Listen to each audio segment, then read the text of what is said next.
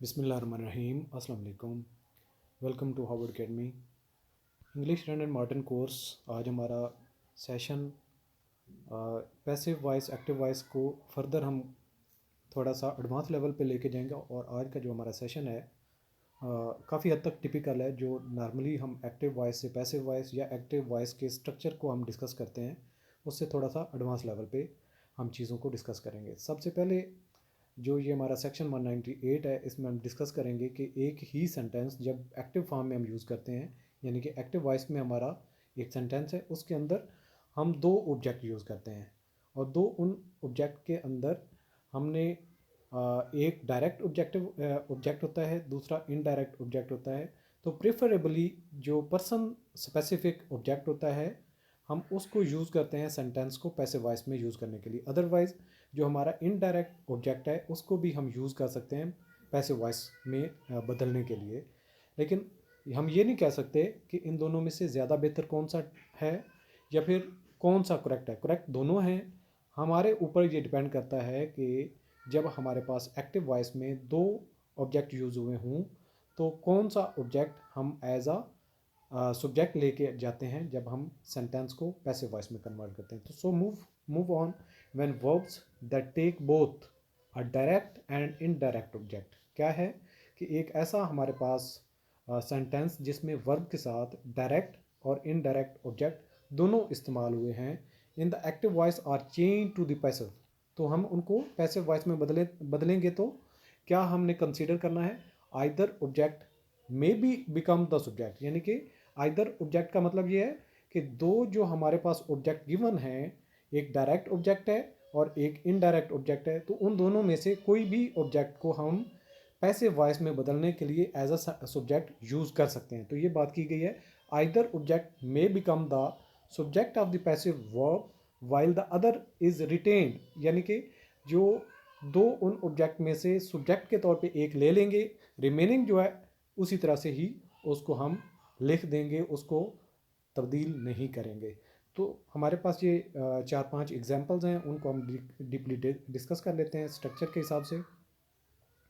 Sentence number 1 है हमारे पास जिसमें एक्टिव टॉप पे मैंशनड है the God refused him admittance. अब हम इस सेंटेंस के स्ट्रक्चर पे फोकस करें। द गॉड ये हमारे पास क्या है, सब्जेक्ट है।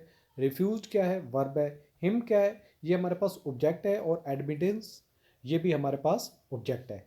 तो हम इन दोनों को कैसे डिफरेंटली पैसिव वॉइस में कन्वर्ट कर सकते हैं, तो देखते हैं।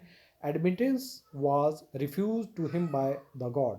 यहाँ पे एडमिटेंस जो है हमारे पास इनडायरेक्ट ऑब्जेक्ट को हमने एज अ सब्जेक्ट यूज़ किया है। Admittance was refuse to him by the god, तो हिम उसी तरह से यूज़ किया है, यानी कि हिम को रिटेन हमने किया है, उसमें हमने कोई तब्दीली नहीं की। और जो गॉड था एक्टिव वॉइस में हमारे पास सब्जेक्ट था, इसको हमने एज अ ऑब्जेक्ट बदल दिया है। अभी इसी को हम दूसरे रुख से देखते हैं कि जो हिम है इसको हम सब्जेक्ट के तौर पे लेके आते हैं। तो कैसे हम कन्वर्ट करेंगे।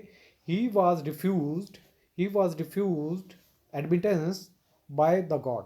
तो एडमिटेंस को हमने उसी तरह से रहने दिया और he was refused bye the God, यानी कि ही जो हिम था उसकी सब्जेक्टिव फॉर्म क्या है, ही। तो वाज रिफ्यूज्ड यानी कि ये हमारे पास सेंटेंस किस टेंस का है, ये पास्ट इनडेफिनेट टेंस का है। तो पास्ट इनडेफिनेट टेंस को जब हम पैसिव वॉइस में लेके जाते हैं तो वाज का इस्तेमाल हम करते हैं। He was refused admittance by the god. Next हमारे पास सेंटेंस है mister Krishna ji teaches us grammar. Mister Kishan ji teaches us grammar. तो अब हम इस सेंटेंस के स्ट्रक्चर को ज़रा डिफाइन करते हैं। मिस्टर किशन जी हमारे पास क्या है, सब्जेक्ट है। वर्ब क्या है, टीचेस। अस क्या है, ये हमारे पास ऑब्जेक्ट है। और ग्रामर क्या है, ये हमारे पास ऑब्जेक्ट है। अब हम इन दोनों ऑब्जेक्ट को कैसे यूज़ करते हैं सेंटेंस के पैसिव वॉइस बनाने में, तो पहले में हम देख लेते हैं। ग्रामर इज टाट टू अस। तो टू अस जो है उसको हमने बदला नहीं है, ग्रामर शुरू में आ गया। Grammar is taught to us by mister Kishan ji. Next जो है इसी को साथ में हम बदल लेते हैं कि अस को अगर हम एज ए सब्जेक्ट यूज करें तो फिर कैसे हम बदलेंगे। वी आर टॉट ग्रामर, तो ग्रामर को उसी तरह रहने दिया। We are taught grammar by mister Krishna ji.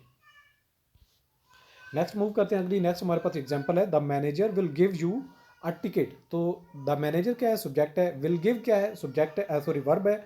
You क्या है, ऑब्जेक्ट है, और टिकट क्या है, ये भी ऑब्जेक्ट है। अब यू और टिकट इन दोनों को हम बदल के पैसिव वॉइस में बदलते हैं। तो जब हम टिकट को एज अ सब्जेक्ट यूज करते हैं, a ticket will be given to you, तो यू को हमने नहीं बदला, a ticket will be given to you by the manager. Manager जो सब्जेक्ट था एक्टिव वॉइस में, पैसिव वॉइस में, वो क्या बना दिया हमने, एज अ ऑब्जेक्ट। अब हम यू को लेके जाते हैं एज अ सब्जेक्ट। सेकंड हमारे पास जो ऑप्शन है, you will be given a ticket, तो टिकट को हमने नहीं बदला, you will be given a ticket bye the manager. Next हमारे पास एग्जांपल है, हु टाट यू फ्रेंच, हु टाट यू फ्रेंच। हु क्या है हमारे पास सब्जेक्ट है, टाट क्या है वर्ब है, यू क्या है ऑब्जेक्ट है, और फ्रेंच भी हमारे पास ऑब्जेक्ट है। यू और फ्रेंच हमारे पास दो ऑब्जेक्ट्स हैं। इन दोनों को हम कौन कौन से ऑप्शन यूज करते हुए पैसिव वॉइस में बदल सकते हैं। बाय होम, जब हु का इस्तेमाल किया हो तो उसको बाय होम में कन्वर्ट करते हैं, बाय होम वाज फ्रेंच टाट टू यू। इसको दूसरे अंदाज से भी हम बदल सकते हैं, हु वर यू टाट French bye.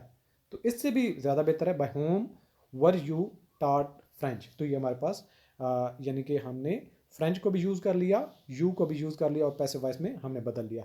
He handed her a check.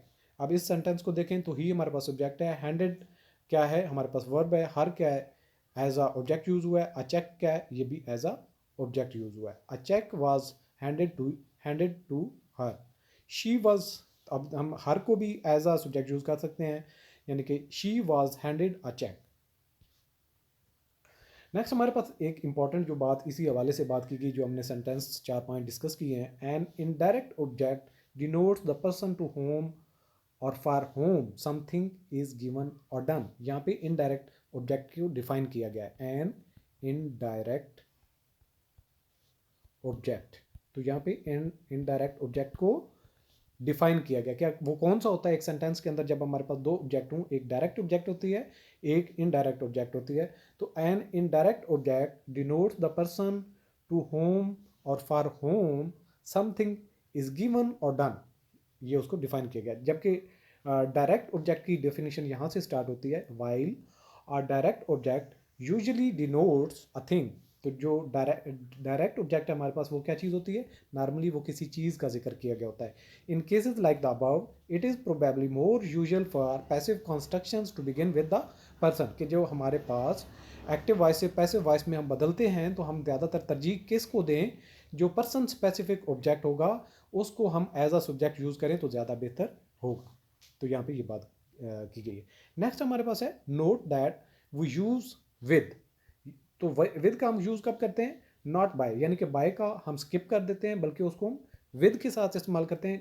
कब, to talk about the instrument use by the agent, यानी कि जिस चीज़ का इस्तेमाल किया हो उसको रेफर करने के लिए हम विद का इस्तेमाल करते हैं, और काम करने वाले ऑब्जेक्ट को जब हम स्किप करते हैं तो बाय का इस्तेमाल नहीं करते। जैसे कि हमारे पास एक सेंटेंस है, the dog was hit with a stick, the dog was hit with a stick. तो हमने इंस्ट्रूमेंट चूंकि स्टिक है तो इसको डिफाइन करने के लिए हमने विद का इस्तेमाल किया, the dog was hit with a stick. तो अब हम इसको अगर एक्टिव वॉइस में देखें तो somebody hit the dog with a stick, यानी कि कोई था जिसने डॉग को हिट किया, तो इसलिए हमने विद का इस्तेमाल किया। अब जो मारने वाला था उसको समबॉडी को हमने स्किप किया था और इंस्ट्रूमेंट का नाम लिया था, तो इंस्ट्रूमेंट को डिफाइन करने के लिए साथ में हमने विद का इस्तेमाल कर लिया।